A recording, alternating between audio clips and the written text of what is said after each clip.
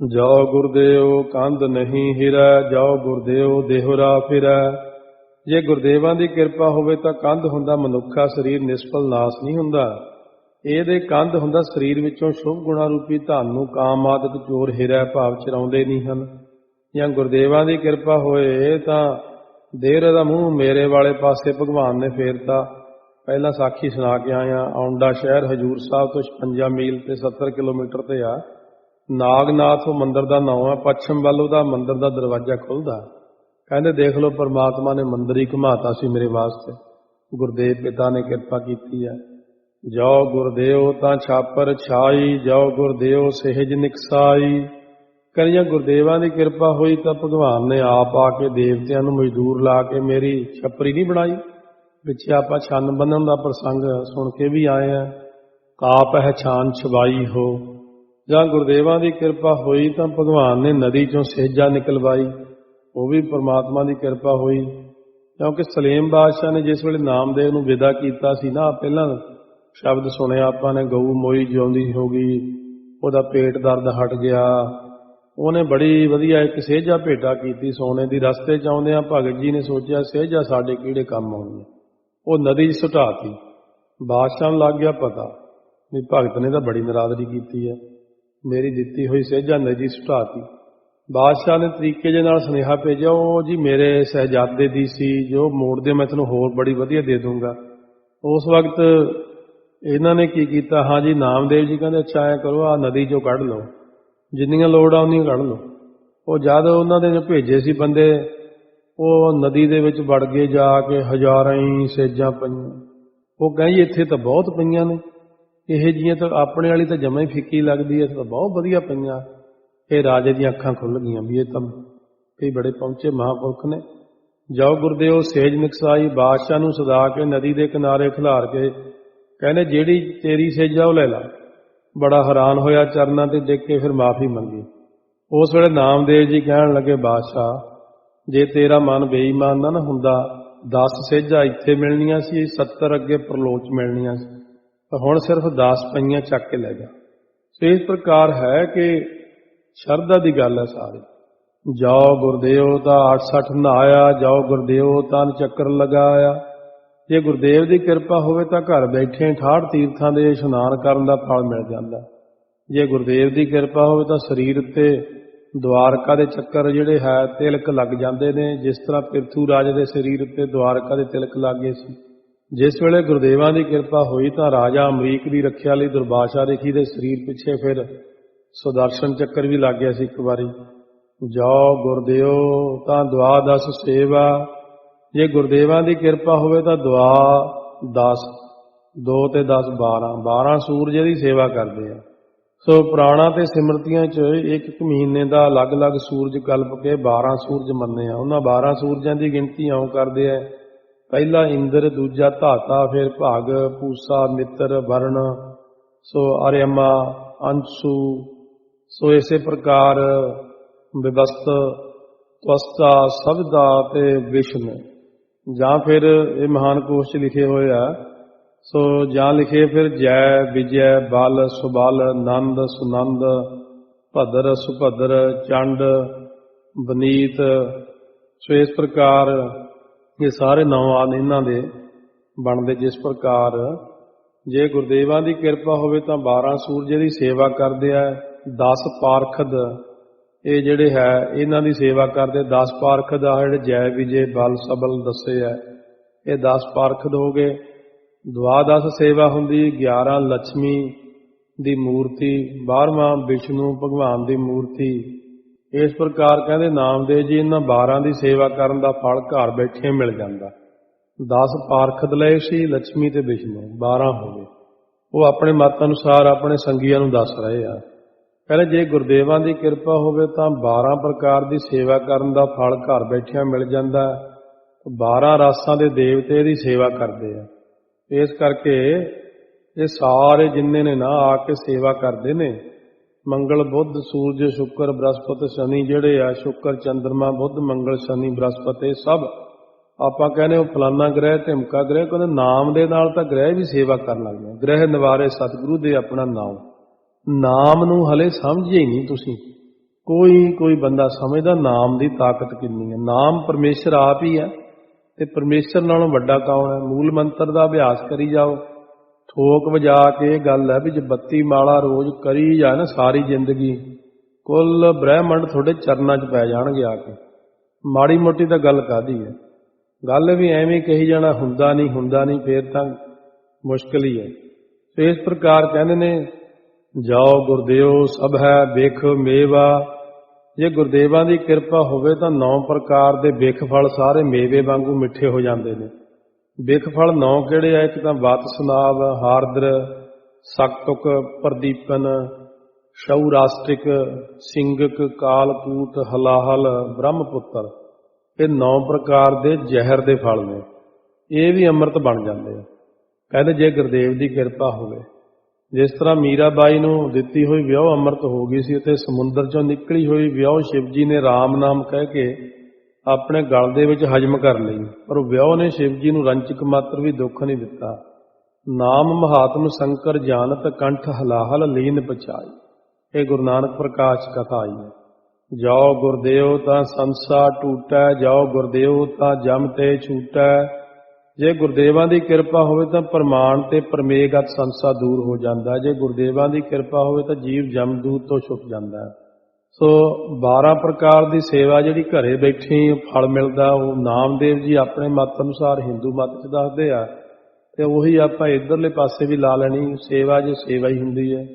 ਕਹਿੰਦੇ ਦੇਵਤਾ ਦੇ ਮੰਦਿਰ ਬਣਾਉਣ ਲਈ ਚੱਲਣਾ, ਭਾਵ ਗੁਰੂ ਘਰ ਬਣਾਉਣ ਲਈ ਚੱਲਣਾ, ਜੇ ਆਪਾਂ ਇੱਧਰ ਚੱਲਦੇ ਇਹ ਇੱਕ ਸੇਵਾ ਮੰਨਣੀ।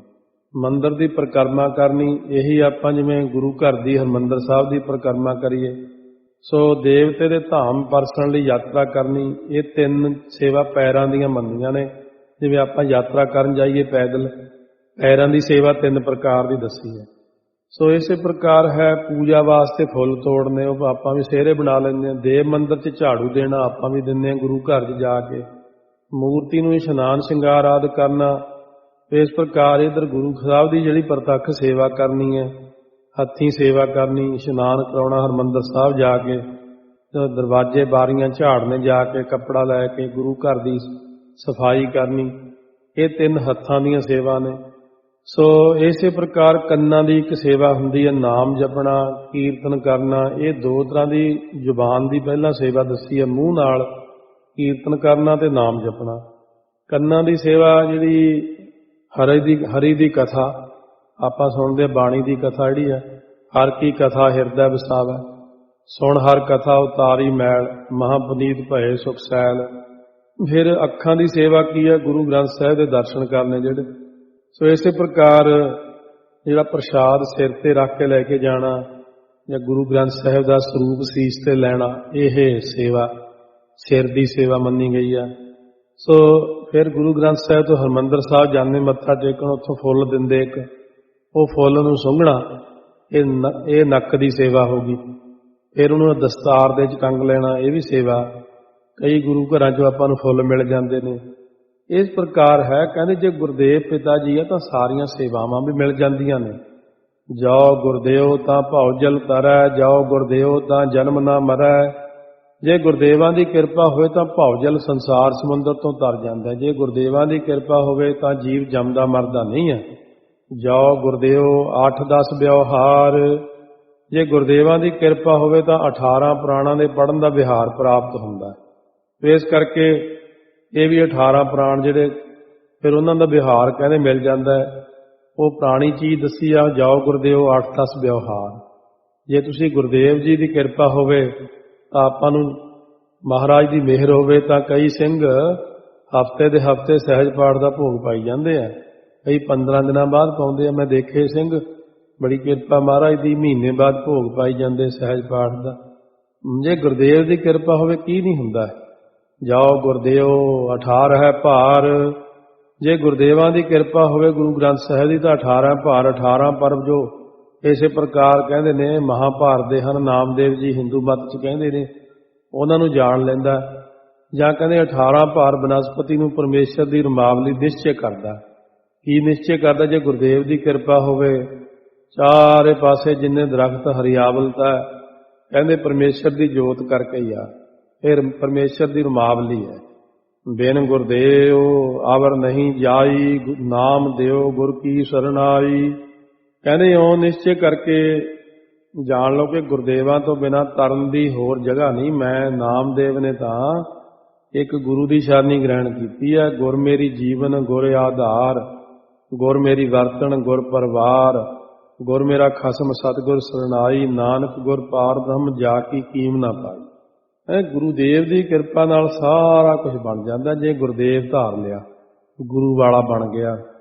ਸਾਰੇ ਸ਼ਬਦ ਦੇਖਿਓ ਅੱਗੇ ਮਲ੍ਹਾਰ ਰਾਗ 'ਚ ਬਹੁਤ ਕੁਛ ਆਉਣਾ, ਹਲੇ ਮਹਾਰਾਜ ਦੀ ਕਿਰਪਾ ਹੋਣੀ ਹੈ। ਭੈਰੋਂ ਬਾਣੀ ਰਵਿਦਾਸ ਜੀਓ ਕੀ, ਘਰ ਦੂਜਾ ਇੱਕ ਓੰਕਾਰ ਸਤਿਗੁਰ ਪ੍ਰਸਾਦ। ਭੈਰੋਂ ਰਾਗ ਦੇ ਵਿੱਚ ਬਾਣੀ ਪਰਮੇਸ਼ਰ ਭਗਤ ਰਵਿਦਾਸ ਜੀਓ ਕੀ ਹੈ। ਪਰਮੇਸ਼ਰ ਦੇ ਭਗਤ ਰਵਿਦਾਸ ਜੀ ਉਹ ਦੂਸਰੇ ਘਰ ਸੁਰਤਾਰ 'ਚ ਗਾਉਂਦੇ ਨੇ। ਇੱਕ ਓੰਕਾਰ ਸਤਿਗੁਰ ਪ੍ਰਸਾਦ ਬੀਜ ਮੰਤਰ ਹੈ। ਸੋ ਓੰਕਾਰ ਜੋ ਹੈ ਪਰਮਾਤਮਾ ਉਹ ਇੱਕੋ ਇੱਕ ਹੈ। ਤੋ ਸਤਿਗੁਰੂ ਦੀ ਕਿਰਪਾ ਦੁਆਰਾ ਉਹਦੀ ਪ੍ਰਾਪਤੀ ਹੁੰਦੀ ਹੈ। ਬਿਨ ਦੇਖੇ ਉਪਜੈ ਨਹੀਂ ਆਸਾ, ਜੋ ਦੀਸੈ ਸੋ ਹੋਏ ਬਿਨਾਸਾ। ਇੱਕ ਸ਼ੰਕਾਵਾਦੀ ਨੇ ਆ ਕੇ ਸਵਾਲ ਕੀਤਾ ਕਿ ਆਪ ਜਿਸ ਅਕਾਲ ਪੁਰਖ ਦੇ ਸਿਮਰਨ ਦਾ ਉਪਦੇਸ਼ ਦਿੰਦੇ ਹੋ, ਪਹਿਲੇ ਸਾਨੂੰ ਇਹ ਦੱਸੋ ਕਿ ਉਹ ਅਕਾਲ ਪੁਰਖ ਰਹਿੰਦਾ ਕਿੱਥੇ ਆ, ਉਹਦਾ ਰੰਗ ਰੂਪ ਕੀ ਹੈ, ਉਹਦੀ ਸ਼ਕਲ ਕਿਹੋ ਜਿਹੀ ਹੈ, ਜਿਹਨੂੰ ਵੇਖ ਕੇ ਉਹਦਾ ਸਿਮਰਨ ਕਰੀਏ। ਕਿਉਂਕਿ ਬਿਨ ਦੇਖੇ ਉਪਜੈ ਨਹੀਂ ਆਸਾ, ਜੋ ਦੀਸੈ ਸੋ ਹੋਏ ਬਿਨਾਸਾ। ਕਹਿੰਦੇ ਜਿਸ ਤਰ੍ਹਾਂ ਪ੍ਰਤੱਖ ਪਦਾਰਥ ਵੇਖੇ ਬਿਨਾ ਕਿਸੇ ਚੀਜ਼ ਦੀ ਆਸਾ ਉਪਜੈ ਤੋਂ ਭਾਵ ਪੈਦਾ ਨਹੀਂ ਹੁੰਦੀ, ਇਸੇ ਤਰ੍ਹਾਂ ਅਕਾਲ ਪੁਰਖ ਦੇ ਨਿਗਾਹ ਨਾ ਆਉਣ ਕਰਕੇ ਉਹਦੀ ਆਸਾ ਜਿਹੜੀ ਇੱਛਾ ਖਵਾਹਿਸ਼ ਹੈ ਪੈਦਾ ਨਹੀਂ ਹੁੰਦੀ। ਮਹਾਰਾਜ ਨੇ ਵੀ ਇਹ ਬਚਨ ਕੀਤੇ ਹੈ, ਸੋ ਹਰ ਪੁਰਖ ਅਗੰਮ ਹੈ, ਕਹੋ ਕਿਤ ਵਿਦ ਪਾਈ ਹੈ, ਤਿਸ ਰੂਪ ਨਾ ਰੇਖ ਅਦ੍ਰਿਸ਼ਟ, ਕਹੋ ਜਨ ਕਿਉਂ ਧਿਆਈਐ। ਗੁਣ ਗੋਬਿੰਦ ਨਾ ਜਾਣੀਐ ਮਾਏ, ਅਣ ਡੀਠਾ ਕਿਛ ਕਹਿਣ ਨਾ ਜਾਏ, ਕਿਆ ਕਰ ਆਖ ਵਖਾਣੀਐ ਮਾਏ।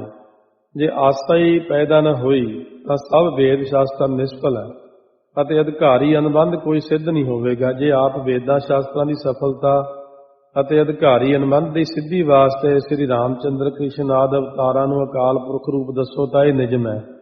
ਇਸ ਕਰਕੇ ਜੋ ਦੀਸੈ ਸੋ ਹੋਏ ਬਿਨਾਸਾ। ਹੁਣ ਜੋ ਵੀ ਪਦਾਰਥ ਨਿਗਾਹ ਆਉਂਦਾ ਤਾਂ ਨਾਸਵੰਤ ਹੈ। ਅਸਲ ਭਗਤੀ ਤਾਂ ਇਹੀ ਦ੍ਰਿਸ਼ਟਮਾਨ ਹੈ ਸਗਲ ਮਥੇਨਾ। ਜਿੰਨਾ ਵੀ ਕੋਈ ਦਿਖਦਾ ਹੈ ਇਹ ਤਾਂ ਨਾਸਵੰਤ ਹੈ, ਇਹਨੂੰ ਪਰਮੇਸ਼ਰ ਕਿਵੇਂ ਮੰਨ ਲਈਏ। ਸੋ ਦ੍ਰਿਸ਼ਟੈ ਮਾਨ ਸਭ ਬਿਨਸੀ ਹੈ, ਕਿਆ ਲੱਗਾ ਗਵਾਰ।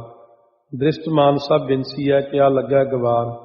ਦ੍ਰਿਸ਼ਟਮਾਨ ਹੈ ਸਗਲ ਬਿਨਾਸੀ, ਇੱਕ ਸਾਧ ਬਚਨ ਆਗਾਧਾ, ਜੋ ਦੀਸੈ ਸੋ ਸਗਲ ਬਿਨਾਸਾ, ਜਿਉਂ ਬਾਦਰ ਕੀ ਸ਼ਾਹੀ ਲਿਖਿਆ ਹੈ। ਸੋ ਇਸ ਪ੍ਰਕਾਰ ਮਹਾਰਾਜ ਸੱਚੇ ਪਾਤਸ਼ਾਹ ਫਰਮਾਉਂਦੇ ਹਨ। ਹੁਣ ਆਪ ਦੱਸੋ ਕਿਹਦੀ ਉਪਾਸਨਾ ਕਰੀਏ। ਤਾਂ ਭਗਤ ਜੀ ਕਹਿਣ ਲੱਗੇ, ਭਾਵੇਂ ਤੇਰਾ ਕਹਿਣਾ ਠੀਕ ਹੈ, ਪਰ ਸੁਖ ਪ੍ਰਾਪਤੀ ਦੀ ਇੱਛਾ ਸਾਰਿਆਂ ਨੂੰ, ਇਹੋ ਜਿਹਾ ਕੋਈ ਆਦਮੀ ਨਹੀਂ ਜੋ ਸੁਖ ਨਹੀਂ ਚਾਹੁੰਦਾ। ਫਿਰ ਸੁਖ ਵੀ ਐਸਾ ਮੰਗਦੇ ਹਾਂ ਜੋ ਕਦੇ ਨਾਸ ਨਾ ਹੋਵੇ। ਜਿਹੜਾ ਸੁਖ ਕਦੇ ਨਾਸ ਨਾ ਹੋਵੇ ਉਹ ਤਾਂ ਬ੍ਰਹਮ ਸੁਖ ਹੈ। ਇਸ ਅੰਸ਼ ਕਰਕੇ ਸਾਰਿਆਂ ਨੂੰ ਬ੍ਰਹਮ ਪ੍ਰਾਪਤੀ ਦੀ ਇੱਛਾ ਹੋ ਸਕਦੀ ਹੈ। ਸੋ ਜਿਵੇਂ ਲਿਖਿਆ ਨਾ ਵਿਚਾਰ ਸਾਗਰ ਦੇ ਦੂਜੇ ਤਰੰਗ 'ਚ, ਤੋ ਪੂਰਵ ਪੱਖੀ ਦੀ ਇੱਕ ਸ਼ੰਕਾ ਦੱਸੀ ਹੈ ਕਿ ਅਨੁਭਵ ਜਾ ਵਸਤ ਕੋ, ਤਾਂ ਕੀ ਇੱਛਾ ਹੋਏ ਬ੍ਰਹਮ ਨਹੀਂ ਅਨਭੂਤਿਮ, ਚਾਹੇ ਨਾ ਤਾਕੋ ਕੋਏ। ਜਿਸ ਵਸਤੂ ਦਾ ਗਿਆਨ ਹੋਵੇ ਉਹ ਵਸਤੂ ਦੀ ਪ੍ਰਾਪਤੀ ਦੀ ਇੱਛਾ ਹੁੰਦੀ ਹੈ। ਤੋ ਜਿਹੜੀ ਵਸਤੂ ਦਾ ਗਿਆਨ ਨਾ ਹੋਵੇ ਉਹ ਵਸਤੂ ਦੀ ਇੱਛਾ ਕਦੇ ਨਹੀਂ ਹੁੰਦੀ। ਇਸੇ ਤਰ੍ਹਾਂ ਬ੍ਰਹਮ ਦਾ ਗਿਆਨ ਕਿਸੇ ਆਦਮੀ ਨੂੰ ਨਹੀਂ, ਇਸੇ ਵਾਸਤੇ ਉਹਨੂੰ ਕੋਈ ਚਾਹੁੰਦਾ ਹੀ ਨਹੀਂ। ਸੋ ਇਹ ਗੱਲ ਸੁਣ ਕੇ ਅੱਗੋਂ ਫਿਰ ਵਿਦਾਂਤੀ ਨੇ ਇਸ ਤਰ੍ਹਾਂ ਉੱਤਰ ਦਿੱਤਾ, ਜਿਹੜਾ ਵਿਦਾਂਤ ਪੜ੍ਹਨ ਵਾਲੇ ਨੂੰ ਵਿਦਾਂਤੀ ਕਹਿੰਦੇ ਨੇ, ਕਿ ਜਿਸ ਵਸਤੂ ਦਾ ਪਹਿਲਾਂ ਅਨੁਭਵ ਕੀਤਾ ਹੋਇਆ ਹੋਵੇ ਉਸ ਪਦਾਰਥ ਦੀ ਪ੍ਰਾਪਤੀ ਦੀ ਇੱਛਾ ਨਹੀਂ ਹੁੰਦੀ, ਬਲਕਿ ਉਹਦੇ ਸਜਾਤੀ ਹੋਰ ਪਦਾਰਥ ਦੀ ਪ੍ਰਾਪਤੀ ਦੀ ਇੱਛਾ ਹੁੰਦੀ ਹੈ।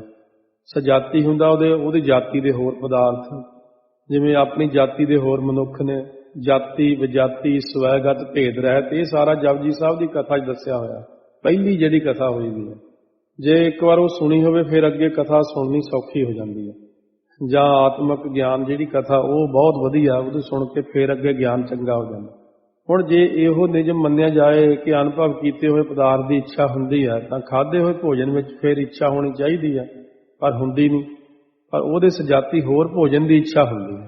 ਕਿਆ ਅਨੁਭਵ ਸੁਖ ਕੋ ਸਭ ਹੈ, ਬ੍ਰਹਮ ਸੁਨਿਓ ਸੁਖ ਰੂਪ, ਬ੍ਰਹਮ ਪ੍ਰਾਪਤ ਜਾਂ ਹੇਤ ਤੇ ਚਹਿਤ ਵਿਵੇਕੀ ਭੂਪ। ਕਹਿਣ ਤੋਂ ਭਾਵ ਕਿ ਸਾਰਿਆਂ ਨੇ ਸੁਖ ਦਾ ਅਨੁਭਵ ਕੀਤਾ ਹੋਇਆ, ਇਸ ਕਰਕੇ ਸੁਖ ਪ੍ਰਾਪਤੀ ਦੀ ਇੱਛਾ ਸਾਰਿਆਂ ਨੂੰ ਹੈ। ਤੇ ਸੁਖਾਂ ਦਾ ਦੂਜਾ ਸਜਾਤੀ ਸੁਖ ਬ੍ਰਹਮ ਸੁਖ ਹੈ, ਉਹਦੀ ਜਾਤੀ ਦਾ। ਪਰ ਜਿਵੇਂ ਆਪਾਂ ਨੇ ਇੱਕ ਚੀਜ਼ ਖਾਧੀ, ਰੋਟੀ ਤਾਂ ਖਾਧੀ ਹੈ, ਜੇ ਕੋਈ ਕਹੇ ਰੋਟੀ ਹੋਰ, ਕਹਿੰਦੇ ਬਸ ਰੋਟੀ ਤਾਂ ਨਹੀਂ ਹੋਰ ਖਾਣੀ।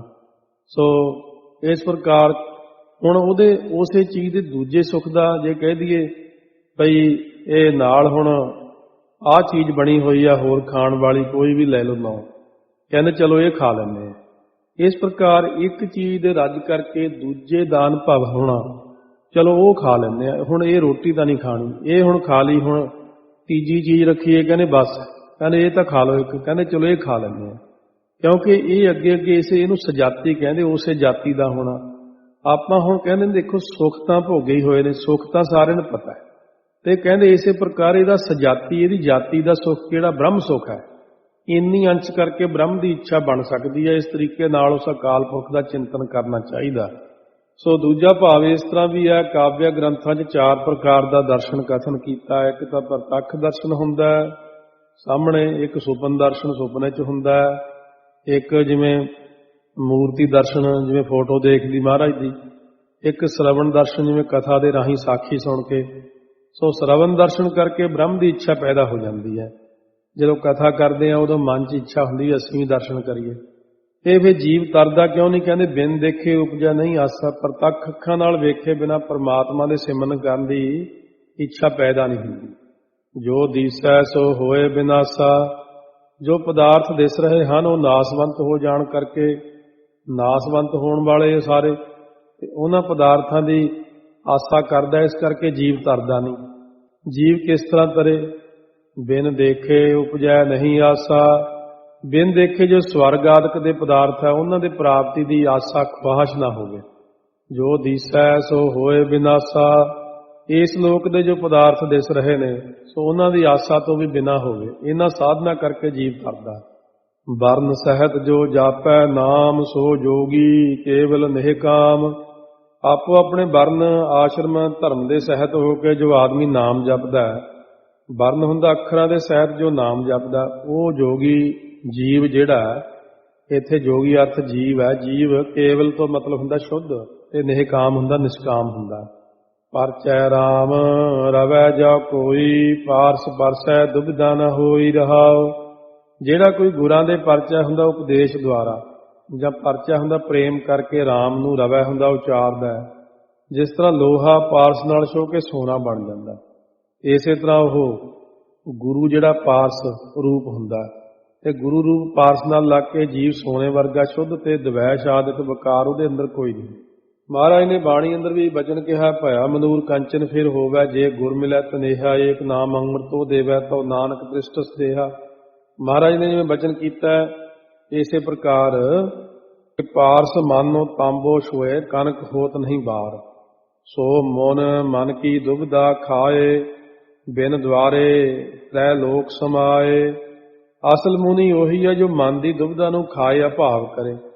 ਸੋ ਮਨ ਜੇ ਮਨ ਕੀ ਦੁਬਿਧਾ ਮਾਰੇ, ਦੁਬਿਧਾ ਮਾਰ ਬ੍ਰਹਮ ਵਿਚਾਰੇ। ਕਰਮ ਹੋਵੇ ਗੁਰ ਕਿਰਪਾ ਕਰੈ, ਇਹੋ ਮਨ ਜਾਗੈ, ਇਸ ਮਨ ਕੀ ਦੁਬਿਧਾ ਮਰੈ। ਮਨ ਦਾ ਜਾਗਣਾ ਕੀ ਹੈ, ਜਿਹੜੇ ਦੁਬਿਧਾ ਦਾ ਮਰ ਜਾਣਾ ਬਸ। ਸੋ ਇੱਥੇ ਲਿਖਿਆ ਬਿਨ ਦੁਆਰੇ ਤ੍ਰੈ ਲੋਕ ਸਮਾਏ। ਹੁਣ ਦੁਆਰੇ ਮਤਲਬ ਗੋਲਕਾਂ, ਗੋਲਕਾਂ ਜਿਹੜੀਆਂ ਆਪਣੀਆਂ 9 ਦਰਵਾਜ਼ੇ, ਅੱਖਾਂ, ਕੰਨ, ਨੱਕ, ਮੂੰਹ ਆਦਿਕ ਸਾਰੇ। ਸੋ ਇਹ 9 ਗੋਲਕਾਂ ਜਿਹੜੀਆਂ, ਗੋਲਕਾਂ ਤੋਂ ਬਿਨਾਂ ਜੋ ਪਰਮਾਤਮਾ ਹੈ, ਪਰਮਾਤਮਾ ਨੂੰ ਤਾਂ ਕੋਈ ਨਹੀਂ ਨਾ ਹੈ ਇਸ ਤਰ੍ਹਾਂ ਦੀ ਜਿਵੇਂ ਬੰਦਿਆਂ ਨੂੰ ਹੈ, ਇੰਦਰੀਆਂ ਆਦਿਕ ਨੇ। ਸੋ ਉਹਨੂੰ ਤਿੰਨਾਂ ਲੋਕਾਂ ਵਿੱਚ ਸਮਾਇਆ ਹੋਇਆ ਨਿਸ਼ਚੈ ਕਰੇ। ਮਨ ਕਾ ਸੁਭਾਉ ਸਭ ਕੋਈ ਕਰੈ, ਕਰਤਾ ਹੋਏ ਸੋ ਅਨਭੈ ਰਹੈ। ਜਿਸ ਤਰ੍ਹਾਂ ਕਿਸੇ ਦੇ ਮਨ ਦਾ ਸੁਭਾਅ ਹੁੰਦਾ, ਭਾਵੇਂ ਚੰਗਾ ਭਾਵੇਂ ਮਾੜਾ, ਸਭ ਕੋਈ ਉਵੇਂ ਕਰਦਾ, ਪਰ ਜਿਹੜਾ ਮਨ ਦੇ ਵਸੀਕਾਰ ਕਰਨ ਵਾਲਾ ਹੁੰਦਾ ਉਹ ਪੁਰਸ਼ ਅਨਭੈ ਹੁੰਦਾ, ਨਿਰਖੌਫ ਹੋ ਕੇ ਰਹਿੰਦਾ। ਫਲ ਕਾਰਨ ਫੂਲੀ ਬਨ ਰਾਏ, ਫਲ ਲਾਗਾ ਤਬ ਫੂਲ ਬਿਲਾਏ। ਜਿਸ ਤਰ੍ਹਾਂ ਫਲ ਦੀ ਪ੍ਰਾਪਤੀ ਵਾਸਤੇ ਸਾਰੀ ਬਨਸਪਤੀ ਪ੍ਰਫੁੱਲਤ ਹੁੰਦੀ ਹੈ, ਜਿਸ ਵੇਲੇ ਫਲ ਲੱਗ ਜਾਂਦਾ ਤਾਂ ਫੁੱਲ ਦੂਰ ਹੋ ਜਾਂਦੇ ਨੇ। ਗਿਆਨੈ ਕਾਰਨ ਕਰਮ ਅਭਿਆਸ, ਗਿਆਨ ਭਇਆ ਤਹਿ ਕਰਮ ਹੈ ਨਾਸ। ਇਸੇ ਤਰ੍ਹਾਂ ਜਗਿਆਸੂ ਗਿਆਨ ਵਾਸਤੇ ਕਰਮਾਂ ਦਾ ਅਭਿਆਸ ਕਰਦਾ। ਜਿਸ ਵੇਲੇ ਬ੍ਰਹਮ ਗਿਆਨ ਪ੍ਰਾਪਤ ਹੁੰਦਾ ਤਾਂ ਕਰਮਾਂ ਦਾ ਆਪ ਹੀ ਨਾਸ ਹੋ ਜਾਂਦਾ। ਕ੍ਰਿਤ ਕਾਰਨ ਦਧ ਮਥੈ ਸਯਾਨ, ਜੀਵਤ ਮੁਕਤ ਸਦਾ ਨਿਰਵਾਨ। ਦ੍ਰਿਸ਼ਟਾਂਤ ਦਿੰਦੇ ਜਿਸ ਤਰ੍ਹਾਂ ਸਿਆਣੀ ਇਸਤਰੀ ਘਿਓ ਵਾਸਤੇ ਦਹੀਂ ਰਿੜਕਦੀ ਹੈ, ਜਦੋਂ ਮੱਖਣ ਨਿਕਲ ਪਵੇ ਤਾਂ ਫੇਰ ਨਹੀਂ ਰਿੜਕਦੀ। ਇਸੇ ਤਰ੍ਹਾਂ ਬ੍ਰਹਮ ਗਿਆਨ ਦੀ ਪ੍ਰਾਪਤੀ ਵਾਸਤੇ ਜਗਿਆਸੂ ਕਰਮ ਕਰਦਾ ਹੈ।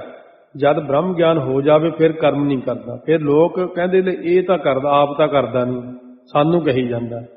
ਉਹ ਤਾਂ ਪਹੁੰਚਿਆ ਹੋਇਆ। ਕਈ ਵਾਰ ਆਪਾਂ ਸੋਚਦੇ ਵੀ ਫਲਾਨਾ ਇਹ ਨਹੀਂ ਕਰਦਾ, ਤੂੰ ਕਿੱਥੇ ਉਹ ਕਿੱਥੇ, ਪਹਿਲਾਂ ਦੇਖ ਤਾਂ ਲਿਆ ਕਰੋ। ਜੀਵਨ ਮੁਕਤ ਅਵਸਥਾ ਨੂੰ ਪਾ ਕੇ ਜਗਿਆਸੂ ਸਦਾ ਹੀ ਬੰਧਨਾਂ ਤੋਂ ਰਹਿਤ ਹੁੰਦਾ ਹੈ। ਕਹਿ ਰਵਿਦਾਸ ਪਰਮ ਬੈਰਾਗ, ਹਿਰਦੈ ਰਾਮ ਕੀ ਨਾ ਜਪਸਾ ਭਾਗ। ਕਹਿੰਦੇ ਨੇ ਹਿਰਦੈ ਰਾਮ ਕੀ ਨਾ ਜਪਸਾ ਭਾਗ। ਭਾਵ ਕਹਿਣ ਤੋਂ ਇਸ ਪ੍ਰਕਾਰ ਭਗਤ ਰਵਿਦਾਸ ਜੀ ਫਰਮਾਉਂਦੇ ਆ, ਪਰਮੇਸ਼ਰ ਭਗਤ, ਭਗਤ ਰਵਿਦਾਸ ਪਰਮੇਸ਼ਰ ਦੇ ਭਗਤ ਨੇ। ਆਪਾਂ ਇਹ ਨਹੀਂ ਕਹਿੰਦੇ ਉਹ ਆਪਣੇ ਭਗਤ ਜੇ ਕਿਸੇ ਦੇ ਹੋਰ ਭਗਤ ਨੇ, ਪਰਮੇਸ਼ਰ ਭਗਤ। ਇਹ ਅਭਾਗ ਖੋਟੇ ਭਾਗਾਂ ਵਾਲੇ ਪੁਰਸ਼ਾ, ਪਰਮ ਵਿਰਾਗ ਨੂੰ ਧਾਰ ਕੇ ਤੂੰ ਹਿਰਦੇ 'ਚ ਰਾਮ ਨਾਮ ਨੂੰ ਕਿਉਂ ਨਹੀਂ ਜਪਦਾ। ਭਾਵ ਨਾਮ ਨੂੰ ਜਪਣਾ ਕਰ ਭਾਈ, ਨਾਮ ਜਪਣ ਨਾਲ ਕਿਰਪਾ ਹੋਣੀ ਹੈ। ਸੋ ਭਗਤ ਨਾਮਦੇਵ ਦਾ ਪਾਵਨ ਸ਼ਬਦ ਅੱਗੇ ਬਚਨ ਹੋਇਆ, ਨਾਮਦੇਵ ਆਓ ਕਲੰਦਰ ਕੇਸਵਾ, ਕਰ ਅਬਦਾਲੀ ਭੇਸਵਾ ਰਹਾਓ। ਸੋ ਇੱਕ ਸਮੇਂ ਰਾਸ ਧਾਰੀਆਂ ਨੇ ਰਾਤ ਨੂੰ ਰਾਸ ਪਾਈ, ਔਰ ਰਾਸ ਵੇਖਦਿਆਂ ਵੇਖਦਿਆਂ ਕਾਫੀ ਰਾਤ ਹੋ ਗਈ। ਇਹਨੇ ਤੱਕ ਸਾਰਿਆਂ ਨੂੰ ਬੜੀ ਪਿਆਸ ਲੱਗ ਪਈ, ਇੱਕ ਦੂਜੇ ਦੇ ਮੂੰਹ ਵੱਲ ਦੇਖਣ, ਪਰ ਖੂਹ ਤੇ ਪਾਣੀ ਲੈਣ ਕੋਈ ਨਾ ਜਾਵੇ, ਕਿਉਂਕਿ ਉਹ ਏਰੀਆ ਇਹੋ ਜਿਹਾ ਸੀਗਾ ਜੰਗਲ ਜਿਹਾ। ਕਿਉਂਕਿ ਖੂਹ ਤੇ ਇੱਕ ਬੜਾ ਪੁਰਾਣਾ ਦਰਖਤ ਸੀ, ਉਸ ਉੱਤੇ ਇੱਕ ਦਿਓ ਰਹਿੰਦਾ ਸੀ। ਸੋ ਅੱਧੀ ਰਾਤ ਤੋਂ ਪਿੱਛੋਂ ਉਹ ਖੂਹ ਤੇ ਜਿਹੜਾ ਪਾਣੀ ਲੈਣ ਜਾਂਦਾ ਦਿਓ ਦੀ ਸੰਗੀ ਘੁੱਟ ਦਿੰਦਾ। ਸੋ ਅਖੀਰ ਸਾਰਿਆਂ ਨੇ ਸਲਾਹ ਕਰਕੇ ਪਾਣੀ ਲਿਆਉਣ ਵਾਸਤੇ ਨਾਮਦੇਵ ਨੂੰ ਭੇਜ ਦਿੱਤਾ। ਨਾਮਦੇਵ ਜੀ ਨੇ ਧੜਕ ਹੋ ਕੇ ਖੂਹ ਤੇ ਆ ਪਹੁੰਚੇ। ਜਿਸ ਵੇਲੇ ਡੋਲ ਵਹਾਇਆ ਥੱਲੇ ਨੂੰ ਤਾਂ ਦਿਓ ਨੇ ਲੱਜ ਫੜ ਲਈ, ਇਹਨੂੰ ਵੀ ਫੜ ਲਿਆ ਵਿੱਚ ਹੀ। ਉਸ ਵੇਲੇ ਨਾਮਦੇਵ ਜੀ ਉਸ ਦਿਓ ਵਿੱਚ ਭਗਵਾਨ ਨੂੰ ਨਿਸ਼ਚੈ ਕਰਦੇ ਕਹਿਣ ਲੱਗੇ, ਆਓ ਕਲੰਦਰ ਕੇਸਵਾ, ਕਰ ਅਬਦਾਲੀ ਭੇਸਵਾ ਰਹਾਓ। ਇਹ ਕੇਸਵ, ਕੇਸਵ ਨਾਮ ਪਰਮਾਤਮਾ ਦਾ। ਕਹਿੰਦੇ ਹੇ ਪਰਮਾਤਮਾ, ਕਲੰਦਰ ਰੂਪ ਆਓ ਜੀ, ਆਪ ਨੇ ਬੜੀ ਕਿਰਪਾ ਕੀਤੀ ਹੈ। ਇਹ ਆਪ ਜੀ ਨੇ ਆਪਣੇ ਪੁੱਤਰਾਂ ਦੀਆਂ ਸੰਗੀਆਂ ਘੁੱਟਣ ਵਾਸਤੇ ਅਬਦਾਲੀ ਭਾਵ ਭਿਆਨਕ ਭੇਸ ਧਾਰਨ ਕੀਤਾ ਹੋਇਆ ਜੀ। ਕਿਉਂਕਿ ਬਾਂਦਰ ਨੂੰ ਨਚਾਉਣ ਵਾਲੇ ਨੂੰ ਕਲੰਦਰ ਕਹਿੰਦੇ ਆ। ਆਓ ਕਲੰਦਰ ਕੇਸਵਾ। ਇਧਰ ਪ੍ਰਮਾਤਮਾ ਨੂੰ ਇਉਂ ਕਿਉਂ ਕਿਹਾ ਕਲੰਦਰ? ਕਹਿੰਦੇ ਜੋ ਜੀਵਾਂ ਰੂਪੀ ਬਾਂਦਰਾਂ ਨੂੰ ਨਚਾ ਜੋ ਰਿਹਾ। ਇਸ ਪ੍ਰਕਾਰ ਜਿਹੜਾ ਅਬਦਾਲੀ ਦਾ ਅਰਥ ਵੱਡਾ ਕੀਤਾ ਮਹਾਨ ਕੋਸ਼ ਵਿੱਚ ਦੱਸਿਆ। ਮੁਸਲਮਾਨਾਂ ਦੇ ਮੱਤ ਫਕੀਰਾਂ ਦੇ 5 ਦਰਜੇ ਵੱਡੇ ਕਹੇ ਆ, ਬਲੀ, ਦੂਜਾ ਗੌਂਸ, ਤੀਜਾ ਕੁਤਬ ਹੁੰਦਾ, ਚੌਥਾ ਅਬਦਾਲ, ਪੰਜਵਾਂ ਕਲੰਦਰ। ਸੋ ਇਸ ਪ੍ਰਕਾਰ ਕਹਿੰਦੇ ਆਓ ਜੀ। ਭਗਤ ਜੀ ਦੇ ਬਚਨ ਸੁਣ ਕੇ ਭਗਵਾਨ ਜੀ ਉਸ ਦਿਓ ਵਿੱਚ ਆਪ ਆ ਕੇ ਸਵਾਲ ਜਵਾਬ ਕਰਨ ਲੱਗ ਪਏ। ਭਗਵਾਨ ਨੇ ਕਿਹਾ, ਤੂੰ ਮੈਨੂੰ ਜਾਣਦਾ ਮੈਂ ਕੌਣ ਆ? ਨਾਮਦੇਵ ਜੀ ਨੇ ਕਿਹਾ, ਹਾਂ ਚੰਗੀ ਤਰ੍ਹਾਂ ਜਾਣਦਾ। ਜਿਨ ਆਕਾਸ਼ ਕੁਲੈ ਸਿਰ ਕੀਨੀ, ਕੌਸੈ ਸਬਤ ਪਏ ਆਲਾ। ਜਿਨ ਹੁੰਦਾ ਜਿਸ ਆਪ ਨੇ ਸਿਰ ਤੇ ਆਕਾਸ਼ ਰੂਪੀ ਕੁਲੈ ਟੋਪੀ ਕੀਤੀ ਹੋਈ ਤੇ 7 ਪਤਾਲ ਪੈਰਾਂ ਦੀਆਂ ਕੌਂਸਾਂ ਖੜਾਵਾਂ ਬਣਾਈਆਂ ਹੋਈਆਂ ਨੇ। ਕੌਸੈ ਭਾਵ ਖੜਾਵਾਂ। ਚਮਰ ਪੋਸ ਕਾ ਮੰਦਰ ਤੇਰਾ, ਇਹ ਵਿਦ ਬਨੇ ਗੋਪਾਲਾ। ਚਮਰ ਪੋਸ ਹੁੰਦਾ 4 ਖਾਣੀਆਂ ਰੂਪ ਆਪ ਦਾ ਮੰਦਰ ਹੈ। 4 ਖਾਣੀਆਂ ਦੇ ਜੀਆਂ ਅੰਦਰ ਆਪ ਦਾ ਨਿਵਾਸ ਹੈ। ਸੋ ਚਮੜੇ ਦਾ ਜਿਸ ਉੱਤੇ ਪੋਸ਼ ਪੁਸ਼ਾਕਾ ਹੈ ਉਹ ਸਰੀਰ ਰੂਪੀ ਆਪ ਜੀ ਦਾ ਮੰਦਰ ਹੈ। ਇਹ ਗੋਪਾਲਾ ਪਰਮਾਤਮਾ ਆਪ ਇਸ ਤਰ੍ਹਾਂ ਦੇ ਬਣੇ ਠਣੇ ਹੋ ਜੀ ਸੋਹਣੇ। 56 ਕੋਟ ਕਾ ਪੇਹਨ ਤੇਰਾ, 16 ਸਹਸ ਇਜਾਰਾ। 56 ਕਰੋੜ ਜਾਦਵ ਮੇਘ ਮਾਲਾ। ਇਹ ਆਪ ਦਾ ਪੇਹਨ ਭਾਵ ਬੁਰਕਾ ਹੈ। ਸੋ ਪੇਹਨ ਦਾ ਅਰਥ ਲੰਬਾ ਕੁੜਤਾ, ਚੋਲਾ ਜਾਂ ਜਾਮਾ ਵੀ ਹੈ। ਸੋ ਇਸ ਪ੍ਰਕਾਰ ਜਿਹੜਾ ਹੈ ਜੋ ਭੂਮਾਸਰ ਦੈਂਤ ਨੇ 16,000 ਰਾਜ ਕੰਨਿਆ ਇਕੱਠੀਆਂ ਕੀਤੀਆਂ ਹੋਈਆਂ ਸਨ ਕਿ 20,000 ਸਾਰੀਆਂ ਇਕੱਠੀਆਂ ਕਰਕੇ ਫਿਰ ਵਿਆਹਾਂਗਾ। ਉਹ ਭੂਮਾਸਰ ਦੈਂਤ ਨੂੰ ਮਾਰ ਕੇ ਜੋ 16,000 ਰਾਜ ਕੰਨਿਆ ਕ੍ਰਿਸ਼ਨ ਰੂਪ ਹੋ ਕੇ ਆਪ ਜੀ ਨੇ ਵਿਆਹ ਲਿਆਂਦੀਆਂ, ਇਹ ਆਪ ਜੀ ਦਾ ਇਜਾਰਾ ਭਾਵ ਸੁੱਥਣ ਪਹਿਨੀ ਹੋਈ ਹੈ। ਸੋ ਇਜਾਰਾ ਦਾ ਅਰਥ ਵੀ ਪਜਾਮਾ, ਸਲਵਾਰ, ਸੁੱਥਣ ਆਦਿਕ ਮਹਾਨ ਕੋਸ਼ ਲਿਖਿਆ ਹੋਇਆ। 8 ਜਿਹੜੀਆਂ ਵਿਵਾਹ ਰਾਣੀਆਂ ਹਨ, ਰੁਕਮਨ, ਸਤਭਾਮਾ ਆਦਿਕ, ਉਹ ਇਸ ਪ੍ਰਕਾਰ ਹੈ। ਕਹਿੰਦੇ ਉਹ ਨਾਲਾ ਪਾਇਆ ਹੋਇਆ। ਭਾਰ 18 ਹੈ ਮੁਦਗਰ ਤੇਰਾ, ਸੈਨਿਕ ਸਭ ਸੰਸਾਰਾ। 18 ਭਾਰ ਜੋ ਬਨਸਪਤੀ ਹੈ ਇਹ ਫੇਰਨ ਵਾਲਾ ਆਪ ਦਾ ਮੁਦਗਰ ਹੈ। ਮੁਦਗਰ ਇੱਕ ਬੜਾ ਭਾਰਾ ਸੋਟਾ ਜਿਹਾ ਹੁੰਦਾ ਜਿਹਦੇ ਨਾਲ ਵੈਰੀ ਦਾ ਸਿਰ ਫੇਂਹਦੇ ਆ ਮਾਰ ਕੇ। ਆ ਭਲਵਾਨਾਂ ਲਈ ਕਸਰਤ ਕਰਨ ਵਾਸਤੇ ਉਹ ਮੁਦਗਰ ਮੂਲੀਆਂ ਜਿਹੜੀਆਂ ਮੂੰਗਲੀਆਂ ਕਹਿੰਦੇ ਜਿਹਨੂੰ ਬਾਹਾਂ 'ਚ ਫੇਰਦੇ ਆ, ਉਹ ਮੁਦਗਰ ਹੁੰਦਾ। ਸੋ ਮੁਦਗਰ ਮੂੰਗਲਾ ਜਾਂ ਸਲੋਤਰ ਵੀ ਕਹਿੰਦੇ ਆ। ਤੇ ਸਾਰਾ ਸੰਸਾਰ ਆਪ ਦਾ ਸੈਨਿਕ ਕੁਨਾਲੀ ਜੋ ਰੋਟੀ ਖਾਣ ਵਾਲੀ ਹਿੰਦੂ ਮਤ ਅਨੁਸਾਰ ਵਿੱਚ ਰਕੇਬੀ ਜਾਂ ਥਾਲੀ ਕਹਿੰਦੇ ਜਿਹਨੂੰ। ਦੇਹੀ ਮਹਿਜਿਦ ਮਨ ਮੌਲਾਨਾ, ਸਹਿਜ ਨਿਵਾਜ ਗੁਜ਼ਾਰੈ। ਸਾਰਿਆਂ ਜੀਵਾਂ ਦੀ ਦੇਹੀ ਆਪ ਜੀ ਦੀ ਮਹਿਜਿਦ ਹੁੰਦੀ, ਮਸੀਤ ਮਸਜਿਦ ਹੈ। ਅਤੇ ਉਸ ਮਸੀਤ ਵਿੱਚ ਰਹਿਣ ਵਾਲਾ ਮਨ ਮੌਲਵੀ ਹੈ। ਜੋ ਸ਼ਾਂਤੀ ਰੂਪ ਨਮਾਜ਼ ਨੂੰ ਆਪ ਗੁਜ਼ਾਰਾ ਭਾਵ ਪੜ੍ਹਦਾ ਹੈ, ਭਾਵ ਆਪ ਜੀ ਵਿੱਚ ਚਾਹੇ ਕੋਈ ਕਿੰਨੇ ਵੀ ਦੂਸ਼ਣ ਲਾਵੇ, ਆਪ ਫੇਰ ਵੀ ਗੁੱਸੇ 'ਚ ਨਹੀਂ ਆਉਂਦੇ। ਸਹਿਜੇ ਹੀ ਨਿਮਰਤਾ ਰੂਪ ਨਮਾਜ਼ ਨੂੰ ਪੜ੍ਹਦੇ ਹੋ। ਬੀਬੀ ਕੌਲਾ ਸੌ ਕਾਇਨ ਤੇਰਾ ਨਿਰੰਕਾਰ ਆਕਾਰ ਹੈ। ਸੋ ਇਹ ਬੀਬੀ ਪਾਠ ਕਰਨਾ, ਕਿਉਂਕਿ ਕੂੜ ਮੀਆਂ ਕੂੜ ਬੀਬੀ ਖੱਪ ਹੋਏ ਖਾਰ। ਬੀਬੀ ਦਾ ਅਰਥ ਸੋ ਬੀਬੀ ਤਾਂ ਪੜ੍ਹਦੇ ਆ ਕਿਉਂਕਿ ਮੁਸਲਮਾਨ ਔਰਤ ਨੂੰ ਬੀਬੀ ਕਹਿੰਦੇ ਨੇ। ਬੀਬੀ ਪੋਲਾ ਜਾ ਕਰਕੇ ਬੋਲਣਾ, ਬੀਬੀ ਨਹੀਂ ਕਹਿਣਾ। ਸੋ ਪਾਸ ਬੈਠੀ ਬੀਬੀ ਕਮਲਾ ਦਾਸੀ। ਇਸੇ ਪ੍ਰਕਾਰ ਇਹ ਜਿਹੜਾ ਹੈ ਨਾ, ਬੀਬੀ ਦਾ ਅਰਥ ਇੱਥੇ ਬੀਬੀ ਕੀਤਾ, ਕਿਉਂਕਿ ਬੀਬੀ ਜਿਹੜੀ ਕੌਲਾ ਕਮ ਜਿਹੜੀ ਲక్ష్ਮੀ ਹੈ, ਜੋ 100 ਦੇ ਅਰਥ ਨਾਲ ਲక్ష్ਮੀ ਨਾਲ ਆਪ ਦਾ ਕਾਇਨ ਨਿਕਾਹ ਪੜਿਆ ਹੋਇਆ, ਤੇ ਨਿਰੰਕਾਰ ਨਿਰਗੁਣ ਬ੍ਰਹਮ ਰੂਪ ਵੀ ਆਪ ਤੇ ਆਕਾਰ ਹੈ, ਸਰਗੁਣ ਰੂਪ ਵੀ ਆਪ, ਨਿਰਗੁਣ ਆਪ ਸਰਗੁਣ ਵੀ ਉਹੀ, ਕਲਾ ਧਾਰ ਜਿਨ ਸਗਲੀ ਮੋਹੀ। ਨਿਰੰਕਾਰ ਆਕਾਰ ਆਪ ਨਿਰਗੁਣ ਸਰਗੁਣ ਏਕ, ਏਕ ਹੈ ਏਕ ਬਖਾਨੋ ਨਾਨਕ ਏਕ ਅਨੇਕ। ਭਗਤ ਕਰਤ ਮੇਰੇ ਤਾਲ ਛਿਨਾਏ, ਕਿਹ ਪਹਿ ਕਰੋ ਪੁਕਾਰਾ। ਔਂਡਾਪੁਰ ਵਿੱਚ ਭਗਤੀ ਕਰਦਿਆਂ ਮੇਰੇ ਪਾਸੋਂ ਆਪ ਦੇ ਤਾਲ ਛਨਾਏ ਛੈਣੇ ਖਵਾ ਦਿੱਤੇ ਸਨ, ਤੇ ਹੁਣ ਆਪ ਮੇਰੀ ਸੰਗੀ ਕੁੱਟਣ ਲੱਗੇ। ਦੱਸੋ ਮੈਂ ਹੁਣ ਕਿਹਦੇ ਪਾਸ ਪੁਕਾਰ ਕਰਾਂ? ਭਗਤੀ ਕਰਦਿਆਂ ਮੇਰੇ ਛੈਣੇ ਪਾਂਡਿਆਂ ਨੇ ਛਨਾਏ ਖੋਹੇ ਸਨ। ਤਾਂ ਉਸ ਵੇਲੇ ਆਪ ਜੀ ਨੇ ਸਹਾਇਤਾ ਕੀਤੀ, ਜੋ ਮੰਦਰ ਦਾ ਮੂੰਹ ਮੇਰੇ ਵੱਲ ਫੇਰ ਦਿੱਤਾ। ਹੁਣ ਵੀ ਆਪ ਜੀ ਤੋਂ ਬਿਨਾਂ ਮੈਂ ਹੋਰ ਕਿਹਦੇ ਕੋਲ ਪੁਕਾਰ ਕਰਾਂ? ਨਾਮੇ ਕਾ ਸੁਆਮੀ ਅੰਤਰਜਾਮੀ, ਫਿਰੇ ਸਗਲ ਬੇਦੇਸਵਾ। ਮੈਂ ਨਾਮਦੇਵ ਦਾ ਸੁਆਮੀ, ਤੂੰ ਅੰਤਰਜਾਮੀ ਘਟ ਘਟ ਦੀ ਜਾਣਨ ਵਾਲਾ ਹੈ ਅਤੇ ਸਾਰੇ ਦੇਸ਼ਾਂ ਵਿਦੇਸ਼ਾਂ 'ਚ ਫਿਰ ਰਿਹਾ। ਸੋ ਇਸ ਪ੍ਰਕਾਰ ਜਦੋਂ ਇਹ ਬਚਨ ਕੀਤੇ, ਉਸ ਵੇਲੇ ਪਰਮੇਸ਼ਰ ਪ੍ਰਗਟ ਹੋ ਗਏ। ਕਹਿਣ ਲੱਗੇ, ਨਾਮਦੇਵ ਤੂੰ ਕਿਤੇ ਛੱਡੇਂਗਾ ਵੀ ਹਰ ਥਾਂ ਦੇਖਣ ਲੱਗ ਜਾਂਦਾ? ਕਹਿੰਦੇ ਮਹਾਰਾਜ ਤੁਸੀਂ ਹੈ ਹੀ ਸਾਰਿਆਂ ਦੇ ਵਿੱਚ। ਕਿਉਂ? ਫਿਰ ਉਹਨਾਂ ਦੀ ਉਪਮਾ ਕਰਕੇ ਪਰਮੇਸ਼ਰ ਦੀ ਪ੍ਰਸੰਨਤਾ ਲਈ ਸੀ। ਇਹ ਸਾਰਾ ਵਿਰਾਟ ਰੂਪ ਕਥਨ ਕੀਤਾ ਹੈ। ਵਿਰਾਟ ਕਹਿੰਦੇ ਨੂੰ, ਵਿਰਾਟ ਰੂਪ ਕਿਵੇਂ ਹੁੰਦਾ? ਸਿਰ ਹੈ ਆਕਾਸ਼, ਸਵਾਸ ਨਾਸਕਾਂ ਪਵਨ ਵਾਸ, ਸੂਰ ਸੱਸ ਨੈਣ ਮੁਖ ਅਨਲ ਕੋ ਕਰੇ ਹੈ। ਸੋ ਇਹ ਸਾਰਾ ਸੂਰਜ ਚੰਦਰਮਾ, ਇਹ ਅੱਖਾਂ ਨੇ, ਮੁਖ ਅਨਲ, ਅੱਗ, ਅੱਗ ਤੇਰਾ ਮੂੰਹ ਹੈ। ਤੋ ਹਰ ਹਰ ਭੁਜ ਦਿਉ ਹੀ ਹੈ ਚਤੁਰਾਨਨ ਹੈ। ਹਰ ਪਹਿਲਾ ਸ਼ਿਵ ਜੀ, ਹਰ ਫਿਰ ਵਿਸ਼ਨੂੰ, ਇਹ ਦੋ ਬਾਹਾਂ ਤੇਰੀਆਂ, ਤੇ ਹੀ ਹੈ ਹਿਰਦਾ ਜਿਹੜਾ, ਉਹ ਜਿਹੜਾ ਚਤੁਰਾਨਨ ਬ੍ਰਹਮਾ। ਇਸ ਪ੍ਰਕਾਰ ਇਹ ਵਿਰਾਟ ਰੂਪ 'ਚ ਕਹਿੰਦੇ ਨੇ।